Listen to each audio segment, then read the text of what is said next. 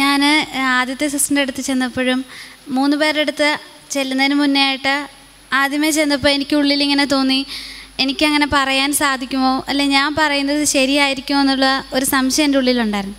പക്ഷേ ഞാൻ അവിടെ ചെന്ന് നിന്ന് ഓരോ വ്യക്തികൾക്ക് വേണ്ടി പ്രാർത്ഥിച്ചപ്പോഴും ഞാൻ പരിശുദ്ധാത്മാവിനോട് പറഞ്ഞു, പരിശുദ്ധാത്മാവേ, ഇത് പറയാനുള്ള യോഗ്യതയോ അല്ലെങ്കിൽ ആ ഒരു വെളിപ്പെടുത്താനുള്ള യോഗ്യതയൊന്നും എനിക്കില്ല. പക്ഷേ നിൻ്റെ സ്നേഹത്തിൻ്റെയും കരുണയുടെയും യോഗ്യത എനിക്കുള്ളത് കൊണ്ട് എനിക്കത് പറഞ്ഞു തരണമേ എന്ന ഒരു പ്രാർത്ഥനയോടെയാണ് ഞാൻ അവർ 3 പേർക്ക് വേണ്ടിയിട്ടും പ്രാർത്ഥിച്ചത്.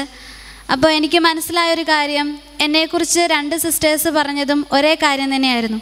അതായത് വചനം പഠിക്കുക, ഈശോ പുതിയ വാക്കുകളൊക്കെ പഠിപ്പിക്കുന്നുണ്ട്, അപ്പോൾ വചനം പ്രഘോഷിക്കാനായിട്ട് ഈശോ ഇങ്ങനെ ഉപയോഗപ്പെടുത്തുന്നുണ്ടെന്നുള്ളത് 2 സിസ്റ്റേഴ്സ് എന്നോട് പറഞ്ഞു.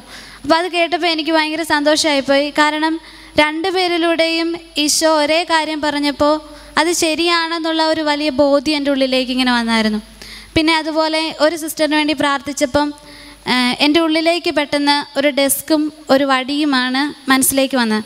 അപ്പോൾ ഞാനിങ്ങനെ ഉള്ളിൽ ഓർത്തു, ഇത് പറയാവോ, അത് ശരിയാണോ എന്നെൻ്റെ ഉള്ളിൽ തോന്നി. എന്നാലും ഞാൻ പറഞ്ഞു, പരിശുദ്ധാത്മാവേ, നീ എനിക്ക് കാണിച്ചു തരുന്നതല്ലേ, അപ്പോൾ ഞാനത് പറയാൻ പോവാ. അപ്പോൾ അത് ശരിയാണോ എന്ന് നീ എനിക്ക് വെളിപ്പെടുത്തി തരണം, ഞാൻ പറയുന്നത് ശരിയാണോ എന്ന് എനിക്ക് വെളിപ്പെടുത്തി തരണമെന്ന് പ്രാർത്ഥിച്ചുകൊണ്ട് ഞാൻ ആ സിസ്റ്ററിനോട് ചോദിച്ചു, സിസ്റ്റർ ഒരു ടീച്ചറാണോ എന്ന് ചോദിച്ചു.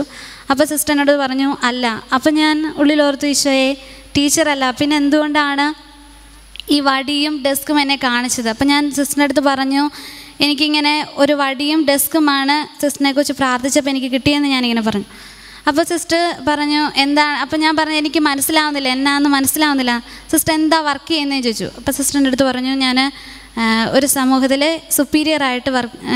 സുപ്പീരിയർ ആണെന്ന് പറഞ്ഞു.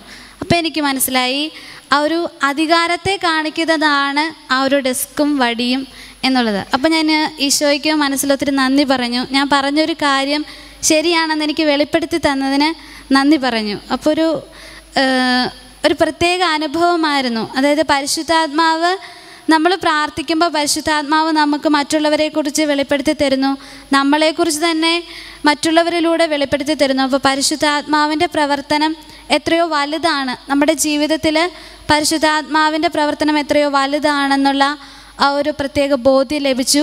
പിന്നെ പരിശുദ്ധാത്മാവിനോട് കൂടുതലായിട്ട് പ്രാർത്ഥിക്കണം എന്നുള്ള ഒരു ബോധ്യവും ലഭിച്ചു. Thank you. Praise the Lord. ഒരിക്കലും